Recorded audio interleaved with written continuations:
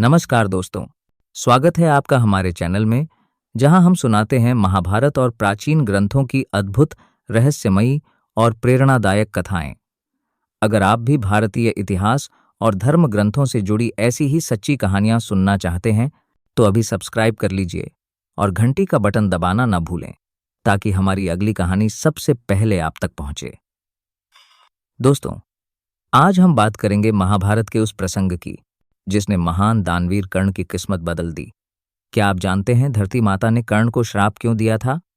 यह श्राप कैसे और कब मिला, और कैसे यही श्राप कुरुक्षेत्र के युद्ध में उसके अंत का कारण बना?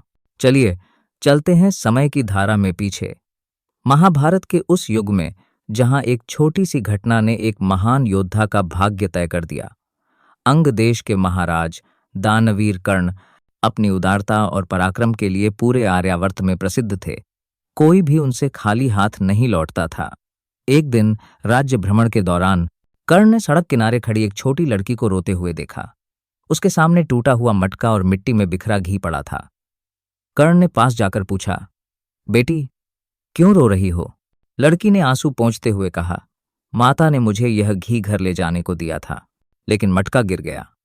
अब अगर मैं यह घी नहीं ले गई तो डांट पड़ेगी। कर्ण ने कहा, मैं तुम्हें नया घी दिला देता हूं। पर लड़की ने मना कर दिया, मुझे यही घी चाहिए। कर्ण ने मिट्टी में गिरे घी को उठाने के लिए हाथ बढ़ाए और मटका जोर से मिट्टी को निचोड़ना शुरू किया। लेकिन उसी क्षण धरती माता कर्ण के इस कार्य से आहत होकर प्रकट हुईं।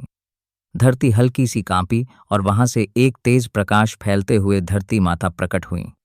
उनका स्वर गंभीर था, हे कर्ण, तुम महान दानवीर हो, पर आज तुमने मेरी गोद को मसलकर मुझ पर चोट पहुंचाई है। कर्ण ने हाथ जोड़कर कहा, माता, मेरा ऐसा कोई अभिप्राय नहीं था। मैं तो इस असहाय बालिका की मदद करना चाहता था। धरती माता ने कहा, मैं जानती हूं कि तुम्हारा मन दया से भरा है। माता ने कहा कि माता कोई परिप्राय कर रही, पर कर्म के नियम अटल हैं। जैसे आज तुमने मेरी गोद को दबाया और जकड़ा है, वैसे ही महायुद्ध में जब तुम्हें अपने जीवन का सबसे बड़ा रण लड़ना होगा, मैं तुम्हारे रथ के पहिए को अपनी गोद में जकड़ लूंगी। उस समय तुम असहाय रहोगे और यही तुम्हारे अंत का कारण बनेगा। इतना कहकर धरती माता धरती में विलीन हो गईं और कर्ण मौन खड़े रह गए, मन में भविष्यवाणी की गूंज के साथ। वर्षों बाद कुरुक्षेत्र का महायुद्ध चल रहा था। अर्जुन और कर्ण आमने सामने थे। बाणों की वर्षा हो रही थी।